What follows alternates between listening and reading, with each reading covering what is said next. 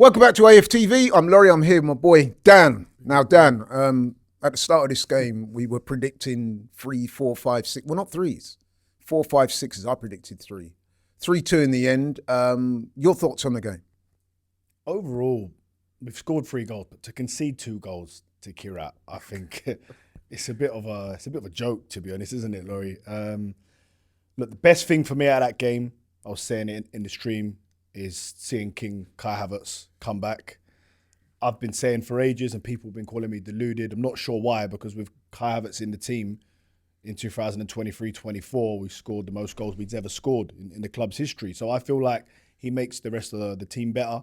I know he doesn't finish his chances all the time, but he gets in good positions to score chances. And that was the highlight for me, seeing him on the pitch. Do you think he was our best player today? I think he was head and shoulders above everyone else. And I think today, that's what's disappointing. The players on the peripheral, players like Eze, like Madueke, you're coming in against a lower level opposition. And Eze had the same chance against Portsmouth. I don't think he was in particularly that well and did that well in that game. So I think these are games where they have to come and take the chance. Come and say to Mikel Arteta, I want to play on Saturday against Leeds. Because there's a big conundrum now about what happens with Martin Odegaard. And we've all been discussing it. None of us really know who to play, Odegaard or Eze, because we don't really know what we're going to get with either of them. So disappointing that some players didn't come and take their chance. Big up Victor Gyökeres. You know, I expected him to get 2 at minimum today. And when he scored early, I thought he could be on for a hat-trick. Yeah, he kind of scored with pretty much his first touch of the game. Took his chance well. Yeah. Look, so we were saying, yeah, man, the hat-trick's on, but it didn't quite work out. He did get an assist as well, and you know he was busy. He had a few moments. I think Victor Gyökeres, he needs goals, and he's got a goal at the end of the day. So I think that's his 10th now in all competitions. Hopefully that can spur him on to do something against Leeds if he does start the game. But I thought there were some poor performances today. I know Nkapie come on. What he was doing for that goal, I'm not sure what he was doing. He's had a few moments like that now, Nkapie. Martin Odegaard, someone said it in the chat and they got it spot on. He slowed the game down. Your captain's coming on, one of your better players. You think you'd perhaps maybe get a bit better. But I feel like he slowed the game down. He had a few headed chances straight at the goalkeeper. Madueke was doing too much. Eze wasn't passing when he should have passed. There was times where I thought, hold on, why don't we just get the ball and bop it about against a team that's ranked 120 or wherever they are in Europe? There wasn't that confidence. There wasn't an arrogance of Arsenal today. You want to see a bit of that against these sort of teams now.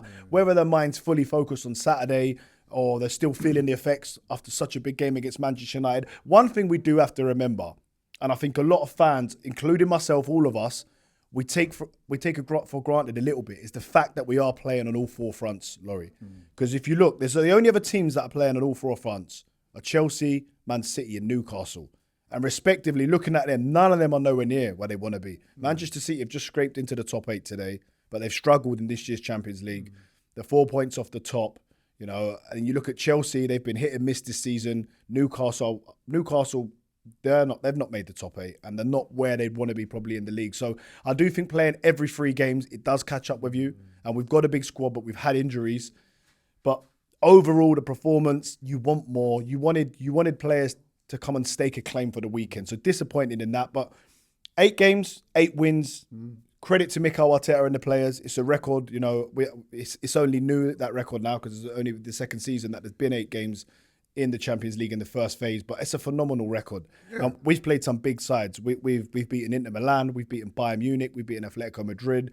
I know we were laughing about Bilbao, but they're still one of the top 4 or 5 sides in Spain. We went and won there as well. So overall in the Champions League, fantastic. But today, although we got the win, still a bit disappointed with the performance. Yeah, I hear that. I mean, although we should say that, although it was 3-2, let's be honest, it weren't really a 3-2 game. No. I mean, Arsenal should have won by a country mile, really. We had enough chances to put that game away, put 2 games away. Going back to what you was talking about earlier, though, where we were talking about players who putting their hands up for a possible starting berth against Leeds on Saturday, crunch game. Was there any of the other guys that came in tonight that you think have done that, have suggested to the manager, listen, man, I want to start. If not start, then I want to be part of your plans for Saturday against Leeds? I think perhaps maybe Martinelli has a little bit of a chance. I thought he was lively today, better than his recent performances. And perhaps against Leeds, it's going to be a game where you might want someone that can run back more and perhaps give us a bit more energy. He's got a bit more pace than Trossard. Trossard has been off the boil recently.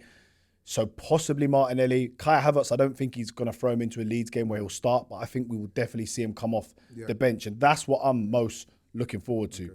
What about Christian Norgard? I thought he had a really good game today. I mean, don't get me wrong, he wasn't spectacular, but his position doesn't really, call for that. But I thought he was steady. I thought he used the ball well. He tried to create when he could. I thought he played well. Yeah, I agree. I went to the Bruges game away and he played centre-back, and where I was standing the fans, we were right behind him where he was playing on the first half, and I thought he was sublime. I thought he was good against Chelsea. Good against anytime he's come on, really. I think he's done quite well, and he has got over 200 appearances in the Premier League. He's a captain, so I would be very surprised if he did start. I still do think he should go with Zubimendi. Zubimendi's now had a breather, but if I saw him starting, I wouldn't be sitting there saying, "Oh no, this is a catastrophe." I think he could come in and do a job, and I do think he should get more minutes. Yeah, you're right. I mean, even if he doesn't start, at least the manager knows that if he is called upon, he can come in and do a job and he will be trusted. Right, so I've got to ask you, there was a lot of conversation on the watch-along where we were looking at Odegaard, we were looking at Eze, and we were talking about the need to create against Leeds. Now, I've got to ask you, who would be your choice for that number 10 position against Leeds? Because it is becoming increasingly important. We've already spoken about maybe not creating as much as we should, given the amount of possession we have. On Saturday against Leeds, we fully expect that we will see the majority of the ball. Who would you like to see occupy that 10 role? Because I think it's pretty obvious that Zubimendi and Rice will be the 6 and 8. So who's going to be the 10 for Saturday? It's a really, really difficult question, and not in a good way. Not in a good way where, Odegaard's scoring and Eze's getting assists or anything like that. They're both underperforming. Reluctantly, I'm going to say Odegaard. But if it was Eze, I wouldn't be too fast either way. Listen, could we perhaps see both of them on the pitch with Declan Rice and really go for it? Really go for the kill. I don't think that's what we will do. Yeah. As us fans, sometimes we kind of want that, but it doesn't really make sense, maybe, Yeah.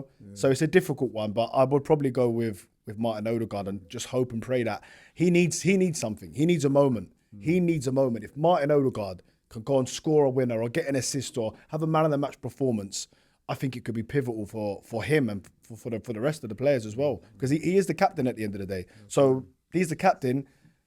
If Eze comes on today and gets 2 goals, Laurie, or plays really well, I know you said you thought he was all right, but I don't think he's done enough to say, listen, Mikel, forget Odegaard, man, get me on the pitch. He's just not done enough. And I was saying to you the other day when we were at the stadium doing the preview to this game that maybe it's time, to get Eze in and let him have a run in games. But he had a chance today and he's not taking it. So for me, you go with the club captain, Odegaard. Okay, well said. Cheers, mate. Cheers. Thanks. Travelling to away games has never been easier, especially with Rocket Mobile. Unlimited data, unlimited everything in the UK. When you leave the UK, it's 20 gig of roaming data. Life is very easy. £16 a month, no hassle. How you doing? You're doing all right? And this is what you get in Europe. I know. Tony Ellis! Thank you so much. You're the man.